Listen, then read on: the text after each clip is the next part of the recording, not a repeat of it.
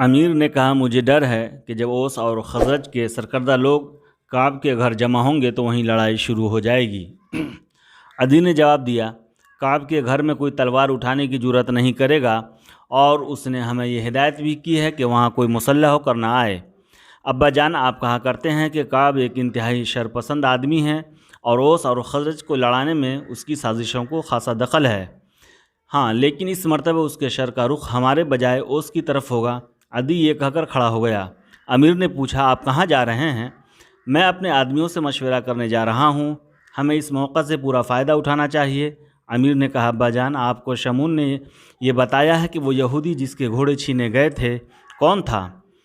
نہیں، میں نے اس سے یہ پوچھنے کی ضرورت محسوس نہیں کی۔ آپ نے اسے یہ بھی نہیں پوچھا کہ اس پر حملہ کس جگہ ہوا تھا، اور جب اس پر حملہ ہوا تھا تو وہ کیا کر رہا تھا؟ نہیں، لیکن ان بیہودہ سوالات سے تمہارا کیا مطلب ہے؟ کیا تم آخری الفاظ؟ عدی کے حلق میں اٹک کر رہ گیا اور سکتے کے عالم میں امیر کی طرف دیکھنے لگا۔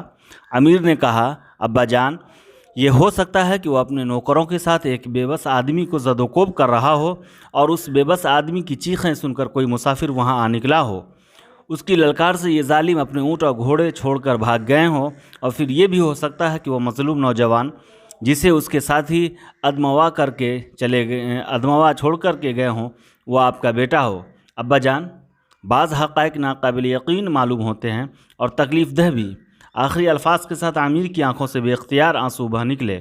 عدی نڈھال سا ہو کر بیٹھ گیا اور دیر تک خاموشی سے اپنے بیٹی کی طرف دیکھتا رہا۔ امیر نے کہا، ابا جان، وہ عاصم تھا ہمارے بدترین دشمن کا بھتیجا۔ وہ مجھے بستی کے باہر چھوڑ کر نہیں بلکہ اس کمرے میں پہنچا کر گیا تھا۔ عدی کرب کی حالت میں چلایا، لیکن تم نے یہ باتیں مجھے پہلے کیوں نہ بتائیں؟ سمیرہ، کم از کم تم مجھ سے جھوٹ نہ بولی ہوتی۔ امیر نے کہا، ابا جان، عاصم نے مجھ سے وعدہ لیا تھا کہ میں ان واقعات کا کسی سے ذکر نہیں کروں گا، لیکن کیوں؟ ہو سکتا ہے کہ وہ میری جان بچانا ایک جرم سمجھتا ہو اور اسے اس جرم کی تشہیر گوارا نہ ہو۔ یہ بھی ہو سکتا ہے کہ میرے خاندان اور میرے قبیلے کے سامنے وہ میری تذلیل نہ چاہتا ہو۔ میں نے اسے بے بسی کی حالت میں اعانت طلب کی تھی اور اسے میری حالت پہ رحم آ گیا تھا۔ ہم دونوں اپنی اپنی روایات سے غداری کر رہے تھے۔ ہم دونوں مجرم تھے اور کوئی مجرم اپنے جرم کی تشہیر پسند نہیں کرتا۔ اس نے صفائی پیش کرنے کے لیے میرا تذکرہ نہیں کیا، لیکن مجھ میں شاید اتنی ہمت نہیں۔ آپ مجھے بے غیرتی اور بے حیائی کا طعنہ دے سکتے ہیں، لیکن میرے محسن کو مطعون نہیں کر سکتے، ذلیل نہیں کر سکتے۔ عدی نے کہا، اس نے میرے سر پر پہاڑ رکھ دیا، لیکن یہ کیسے ہو سکتا ہے کہ سہیل کے بیٹے اور حبیرہ کے بھتیجے نے میرے بیٹی کی جان بچائی ہو؟ منات کی قسم، میرے خاندان سے وہ اس سے بدتر انتقام نہیں لے سکتا۔ امیر نے کہا، ابا جان، آپ شمون کو میرے متعلق تو نہیں بتا دیا؟ نہیں، اگر تم نے مجھے منع نہ کیا ہوتا تو شاید میں یہ غلطی کر بیٹھتا۔ آج میرے ساتھ اس کا رویہ بہت شریفانہ تھا۔ اس کی باتوں سے مجھے ایسا محسوس ہوتا تھا کہ وہ اپنی چوری کی بجائے تمہاری سلامتی کے لیے زیادہ فکر مند ہے۔ ابا جان، اسے اب صرف اس بات کی فکر ہو سکتی ہے کہ اگر میں زندہ ہوا تو اس کے لیے یثرب میں سانس لینا مشکل ہو جائے گا۔ کعب بن اشرف اپنے مکان کے سامنے کھجوروں کی چھاؤں میں یثرب کے سرکردہ لوگوں کے درمیان بیٹھا ہوا تھا۔ اس کے دائیں بائیں اور پیچھے یہود قبائل کے رہنما، اور سامنے ایک طرف بنو اوس اور دوسری طرف بنو خزرج کے بااثر لوگ بیٹھے تھے۔ ان کے درمیان کچھ جگہ خالی تھی۔ تماشائی، جن میں اکثر یہودی تھے، ذرا پیچھے ہٹ کر کھڑے تھے اور ان کی تعداد میں بتدریج اضافہ ہو رہا تھا۔ کعب نے ایک قیمتی قبا پہن رکھی تھی۔ وہ خود ایک چھوٹے سے قالین پر بیٹھا تھا، اور دوسرے معززین کھجور کی چٹائیوں پر مدت کے بعد یہ پہلا موقع تھا کہ اوس اور خزرج ایک جگہ جمع تھے، اور اس جگہ تلواروں کی جھنکار سنائی نہیں دیتی تھی۔ کعب بن اشرف کی ہدایت کے مطابق وہ خالی ہاتھ آئے تھے، لیکن نہتھے ہونے کے باوجود ان کے تیور بتا رہے تھے کہ وہ یہاں امن و عافیت کی تلاش میں نہیں آئے۔ انہیں ایک دوسرے کے عزائم کے متعلق کوئی خوش فہمی نہ تھی، وہ صرف یہودیوں کی خوشنودی حاصل کرنے آئے تھے۔ قبیلہ خزرج کے معززین کو یہ امید تھی کہ ان کے حریف اس مجلس سے رسوا ہو کر نکلیں گے اور وہ اپنی تلواریں خون آلود کیے بغیر ایک اہم فتح حاصل کر سکیں گے۔ اگر یہودی بگڑ گئے تو بنو اوس کے لیے یثرب کی زمین تنگ ہو جائے گی، اور بنو اوس ہر قیمت پر یہودیوں کی خوشنودی حاصل کرنا چاہتے تھے۔ انہیں اس بات کا شدید احساس تھا کہ خزرج اور یہودیوں کے اتحاد کے بعد ان کے لیے یثرب کی فضا میں سانس لینا مشکل ہو جائے گا۔ عدی ارد گرد جمع ہونے والے تماشائیوں کی صف سے نمودار ہوا اور آگے بڑھ کر کعب بن اشرف کے سامنے خالی جگہ کھڑا ہو گیا۔ اس کے قبیلے کے آدمیوں نے ہاتھ کے اشاروں سے اسے اپنی طرف بلانے کی کوشش کی، لیکن اس نے کسی کی طرف توجہ نہ دی۔ کعب نے کہا، عدی بیٹھ جاؤ۔ عدی نے کہا، میں صرف اس لیے آیا ہوں کہ مجھے آپ کا پیغام ملا تھا۔ میں اس اجتماع کی کارگزاری میں حصہ لینا نہیں چاہتا، اور چونکہ یہ معاملہ سراسر قبیلہ اوس کے ایک فرد اور آپ کی قوم کے ایک آدمی سے تعلق رکھتا ہے، اس لیے یہ کس طرح مناسب تھا کہ میرے قبیلے کے معززین یہاں جمع ہوتے۔ ہمارے تعلقات ایسے نہیں کہ ہم ایک جگہ بیٹھ سکیں۔ کعب نے شمون اور داؤد کی طرف دیکھا اور پھر عدی کی طرف متوجہ ہو کر کہا، اگر یہ جھگڑا عاصم اور داؤد تک محدود ہوتا تو آپ میں سے کسی کو بھی یہاں آنے کی ضرورت نہ تھی۔ میری قوم اتنی گئی گزری نہیں کہ اسے اپنے مسائل دوسرے کے سامنے پیش کرنے کی ضرورت محسوس ہوتی۔ ممکن ہے کہ اس جھگڑے سے آپ کا تعلق ہم سب سے زیادہ ہو۔ آپ بیٹھ جائیں، ہم حبیرہ اور اس کے بھتیجے کا انتظار کر رہے ہیں۔ ان کے آنے پر آپ دیکھ لیں گے کہ میں نے آپ کو بلا وجہ تکلیف نہیں دی۔ مجھے کل کسی نے آپ کے بیٹے کے اچانک غائب ہو جانے کی اطلاع دی تھی۔ یہ خبر بہت افسوسناک ہے۔ اس کا کوئی سراغ ملا؟ عدی نے جواب دیا، نہیں، مجھے اس کا کوئی سراغ نہیں ملا۔ چند تماشائیوں کی آوازیں سنائی دیں، وہ آ رہے ہیں۔ عدی اپنے قبیلے کے معززین میں بیٹھ گیا اور ایک ثانیے بعد حبیرہ اور عاصم تماشائیوں کے ہجوم سے نکل کر آگے بڑھے۔ حبیرہ اپنے قبیلے کے آدمیوں کے پاس جا کر بیٹھ گیا، لیکن عاصم کھڑا رہا۔ کعب نے کہا، نوجوان تم بھی بیٹھ جاؤ۔ عاصم نے جواب دیا، نہیں، میں ایک ملزم ہوں اور کھڑا رہنا ہی بہتر سمجھتا ہوں۔ کعب نے کہا، تم یہ تسلیم کرتے ہو کہ جو گھوڑے اور اونٹ تمہارے گھر سے برآمد ہوئے ہیں وہ داؤد کی ملکیت تھے؟ معلوم نہیں، وہ مجھے رات کے وقت راستے میں ملے تھے اور میں انہیں لاوارث سمجھ کر اپنے گھر لے آیا تھا۔ چونکہ داؤد انہیں اپنی ملکیت ثابت کرتا تھا، اس لیے میں نے اس کے حوالے کر دیے۔ کعب بن اشرف نے کہا، یہ عجیب بات ہے کہ اگر راستے میں اتنے لاوارث جانور تمہارا انتظار کر رہے تھے، میں کئی بار اسی راستے سے گیا ہوں، مگر مجھے کبھی ایک بکری بھی نہیں ملی۔ قبیلہ خزرج کے آدمیوں نے قہقہا لگایا اور بنو اوس خون کے گھونٹ پی کر رہ گئے۔ عاصم نے کہا، اگر آپ کو بکری نہیں ملی تو یہ میرا قصور نہیں۔ ممکن ہے کہ آپ اتنے خوش قسمت نہ ہو یا رات کے وقت آپ کی آنکھیں دور تک نہ دیکھ سکتی ہوں۔ محفل پر ایک سناٹا چھا گیا اور یہودی غضبناک ہو کر ایک دوسرے کی طرف دیکھنے لگے۔ حبیرہ چلایا، عاصم ہوش سے کام لو۔ اور پھر قبیلہ اوس کے ایک معمر آدمی نے کعب سے مخاطب ہو کر کہا، جناب، آپ عاصم کے لیے جو سزا تجویز کریں گے ہمیں منظور ہوگی۔ کعب نے داؤد کی طرف متوجہ ہو کر کہا، داؤد تم کیا کہنا چاہتے ہو؟ داؤد اٹھ کر بولا، جناب، عاصم نے رات کے وقت ہم پر حملہ کیا تھا۔ ہمیں اپنے ایک ساتھی کی لاش چھوڑ کر بھاگنا پڑا۔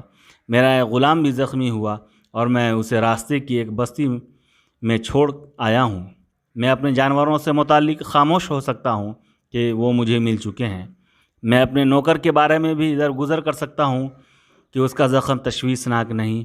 میں یہ بھی معاف کرنے کو تیار ہوں کہ عاصم نے کسی سابقہ دشمنی کے بغیر مجھ پر امن کے دنوں میں حملہ کیا تھا، لیکن یہ معاف نہیں کر سکتا کہ اس نے میرے ایک بے گناہ ساتھی کو موت کے گھاٹ اتار دیا اور رات کی تاریکی میں اسے تلوار اٹھانے کا موقع بھی نہیں دیا۔ داؤد کے ایک ساتھی کے قتل ہو جانے کی خبر بنو خزرج کے لیے خاص طور پہ مسرت بخش تھی۔ اب انہیں یقین ہو چکا تھا کہ یہودی اس بات پر خاموش نہیں بیٹھیں گے۔ کعب نے پوچھا، قتل ہونے والا کون تھا؟ جناب، پیشتر اس سے کہ میں آپ کے سوال کا جواب دوں، آپ کو اس بات کا اطمینان کر لینا چاہیے کہ یہ لوگ اسی جگہ کشت و خون میں شروع نہیں کر دیں گے۔ تم اطمینان رکھو، میں ان سے پرامن رہنے کا وعدہ لے چکا ہوں۔ مجھے یقین ہے کہ یہ لوگ قوت آزمائی کے لیے میرا گھر منتخب نہیں کریں گے۔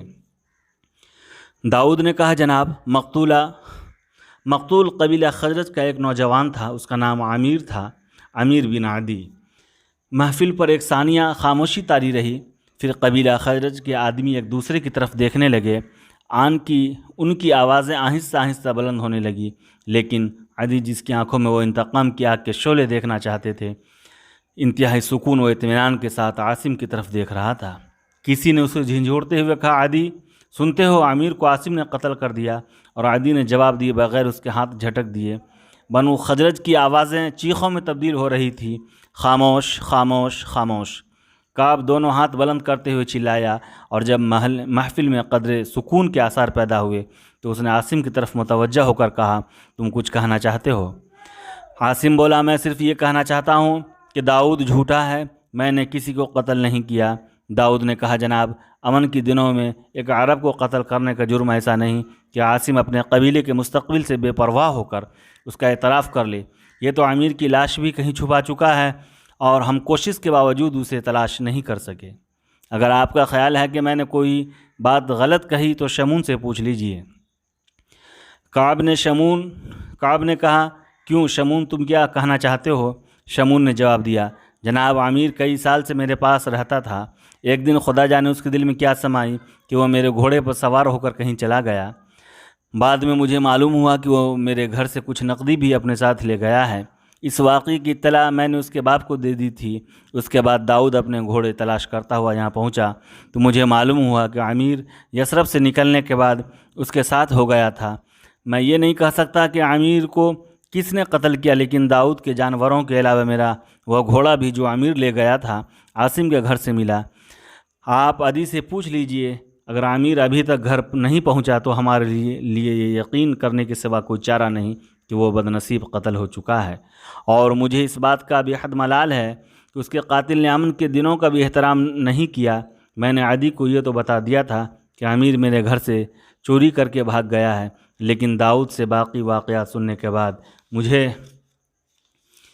یہ بتانے کا حوصلہ نہیں ہوا کہ وہ قتل ہو چکا ہے۔ میری خاموشی کی ایک وجہ یہ بھی تھی کہ داؤد ابھی تک اس کی لاش تلاش نہیں کر سکا۔ میرا خیال تھا کہ زخمی ہونے کے بعد شاید وہ کہیں چھپ گیا ہو، لیکن اتنے دنوں کے بعد بھی اگر وہ واپس نہیں آیا تو اس کی وجہ اس کے سوا اور کیا ہو سکتی ہے کہ اس کے قاتل اس کی لاش بھی ٹھکانے لگا چکے ہیں۔ اگر داؤد کا بیان صحیح مان لیا جائے تو امیر کا قاتل عاصم کے سوا اور کون ہو سکتا ہے؟ کعب عدی کی طرف متوجہ ہوا، آپ کچھ کہنا چاہتے ہیں؟ عدی اپنی جگہ سے اٹھ کر آگے بڑھا اور عاصم کے قریب کھڑا ہو گیا۔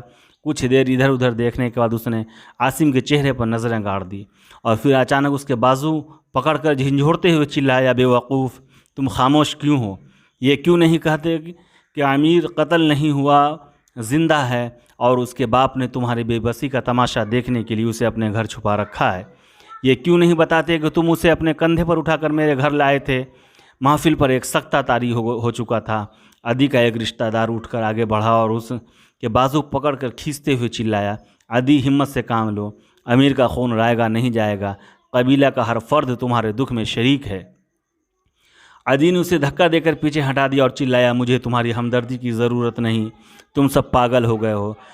کعب نے کہا، اسے گھر لے جاؤ، صدمے سے اس کی حواس ٹھیک نہیں رہے۔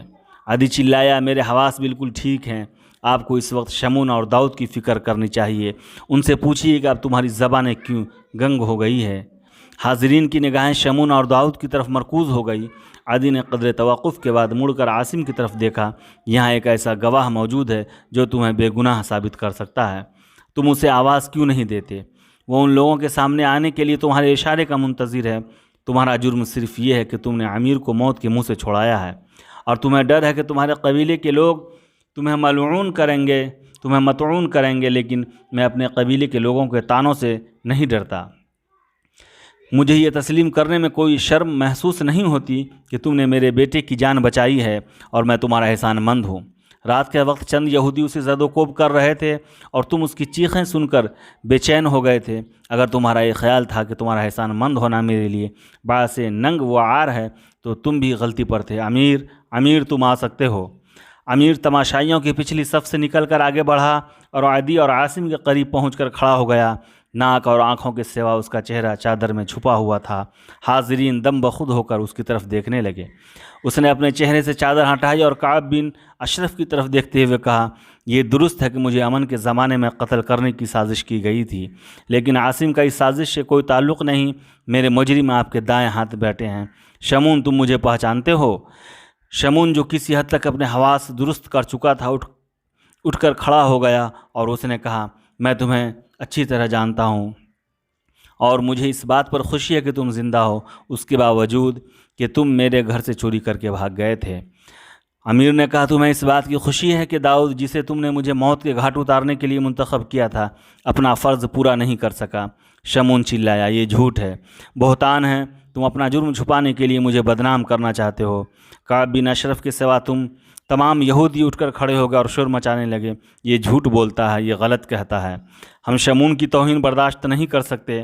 امیر بلند آواز میں چلایا، تم یہ سننا بھی پسند نہیں کرو گے کہ اس پوری کارروائی کا مقصد صرف یہ تھا کہ اوس اور خزرج آئندہ امن کے زمانے میں بھی چین سے اپنے گھروں میں نہ بیٹھ سکیں؟